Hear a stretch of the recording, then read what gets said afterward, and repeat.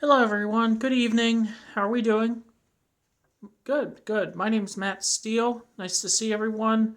Some new faces, some familiar faces. Anyways, I just wanted to talk to you a little bit this evening about some things that I've found helpful with my life with epilepsy and some recommendations I have that I hope would be helpful for you as well.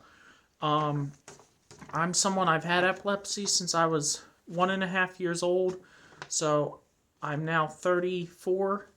So I have learned how to deal with my epilepsy at various stages of my life, from in all aspects, from education to sharing the story to driving with epilepsy to having driving taken away, to going to college, to working, to living on your own, to brain surgery.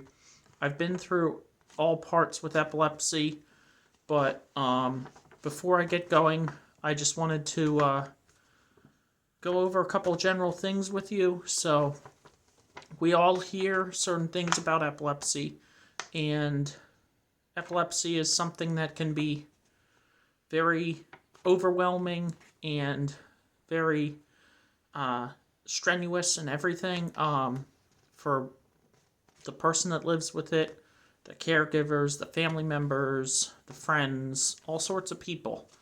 Um, and so, there are lots of things you'll hear about epilepsy. So I just wanted to go over, how some are facts, some are opinions, and even when you listen to myself or other speakers, some of what they say will be opinions. You don't always have to agree with everything. Just feel free to listen. So, like for example, a big thing is that fact-wise, that 110,000 in eastern PA and the 18 counties that the EFEPA serves and live with epilepsy, and 3.4 million in the US live with epilepsy. So like those are facts, but like the idea of um someone with epilepsy cannot keep up in school.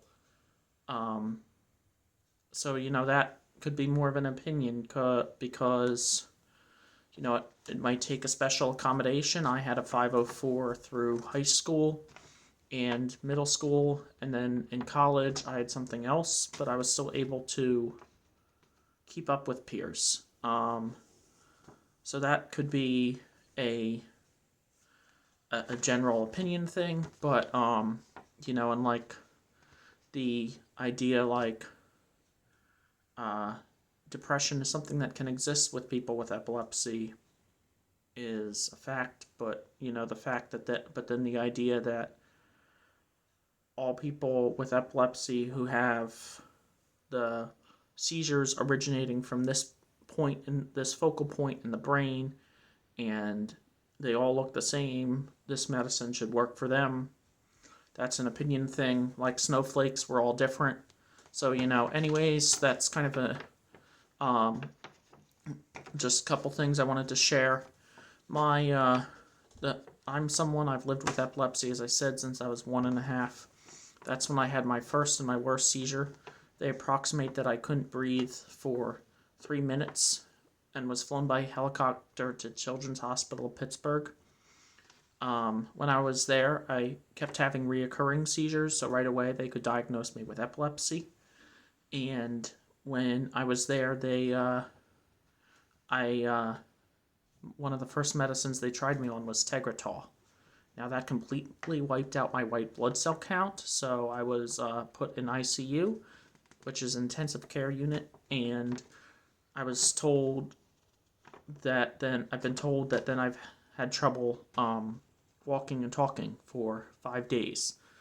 So during that time, they were telling my parents that I would never be able to walk or talk again. And then when it took me 45 minutes to open a package of graham crackers, they knew I would fight through it. So when I hear stories like that, I like to think of ways to be open about it. If you look behind me, one of the paintings I have is the bounce back from seizures showing a battery recharging. That's one I made, I don't know, probably about 3 years ago. So anyways, yeah, so I always like to be very open about my epilepsy throughout my whole life. When I was younger, after I kind of learned how fortunate I was to be able to do what I was, I wanted to be share my story and be a voice for the epilepsy community.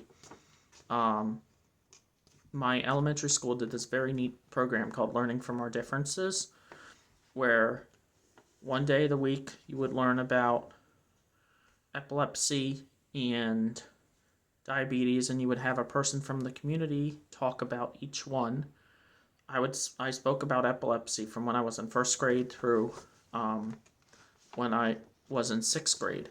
So I would share facts about epilepsy, stigmas about epilepsy, how you help, what my life had been like, a couple things like that, and myths about epilepsy. And there was a nurse there next to me in case I was misguiding people, but she didn't really any of the years jump in much, which was nice.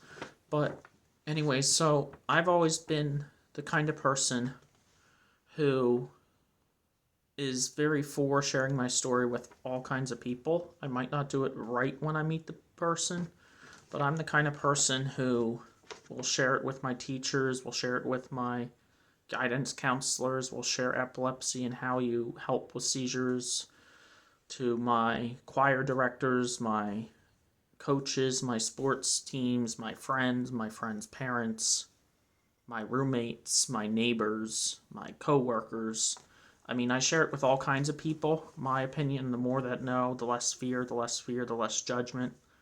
And then they'll kind of know you and kind of be like, oh yeah, Matt can keep up with this. He has epilepsy. You know, other people with epilepsy would be the same way. And, Matt, or like, Matt doesn't seem afraid. I shouldn't be afraid as well, you know? So I feel like the way you handle it is kind of the how other people will act. So for me, it's always been, you know, the more open you are, the better. And I I've mentioned how I like to be someone who does creative ways of raising awareness.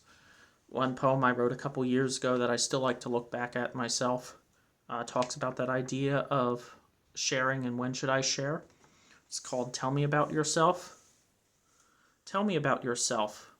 When can I spare to personally share that epilepsy is a part of myself? Knowing what seizures are and how to act around me, despite my epilepsy, decreases the fear bar. This leads to more inclusion, to show you have my back, mockery you lack, despite my occasional states of confusion. In school, I spoke in front of all grades, telling them not to be afraid and going over seizure first aid. This is an opportunity that for nothing would I trade. After a seizure, people wanted to know how I was feeling, because they did not want it to put a ceiling on us enjoying our time of leisure.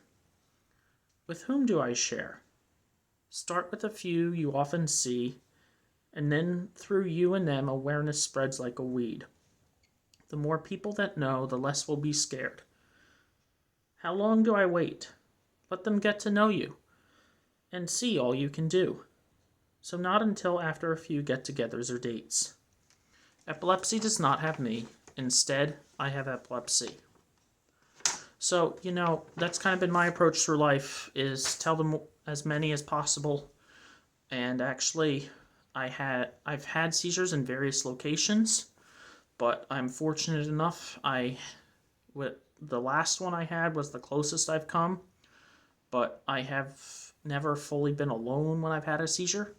So whether it be, you know, my friend who was in the Learning Resource Center with me and saw that I was in the midst of having a seizure, and despite what the Resource Center person told him, followed me and caught me as I was in the midst of the seizure, whether it be my brother or my cousin or my mom at the top of the water slide with me, my dad in the ocean with me. Whether it be at a camp, whether it be in college when I had one before, as my roommate was still there. I've always had someone around me. My last one, my neighbor in the apartment I lived in, was not obviously in the place with me, but she was there and she heard me go into what I described as my point for my seizure, and she had a key to my apartment. So she got in like right after I had fallen down. Um, so that was technically the closest I've ever been, but to being alone while I've had a seizure. So that's, I think, a big benefit of sharing your story. I know it can be hard, because you're afraid you'll be excluded due to that. But I mean, I've I've grown up in areas where I've been included due to sharing, and I've been given really cool opportunities. I've spoken on Capitol Hill when I was little. In eighth grade, it was called Kids Speak Up. Now it's called Teens Speak Up, and I've I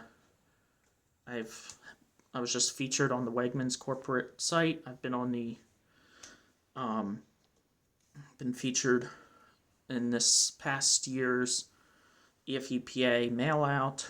I'm one of uh, 55 advocacy champions nationally. And I've had a bunch of opportunities through life due to my epilepsy, so I feel like the more open you are about it, even if at first it might create fear, overall it's going to make people more interested and willing to have you be a part of things, because they want to see awareness raised throughout their communities. So overall, I've had a fortunate life with my epilepsy, but I've never. No, I know that that's not the case for everyone, but I also know that we all are fighting a different battle, but it's the battles can all be related. So uh, we all know how common it can be, but there are various kinds. So not all seizures will look the same. I've always had the very visible types of seizures, and mine, I used to tell my friends that they can last 10 minutes, so you didn't have to call, even though the thing would say 5, wait past 5.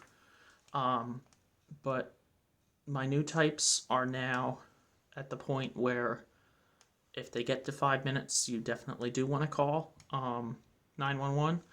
But we all have different challenges that we face through life. One of my biggest ones has been processing a little bit differently than everyone, and memory. So when I was in school, I had to think of various different kinds of ways to remember things.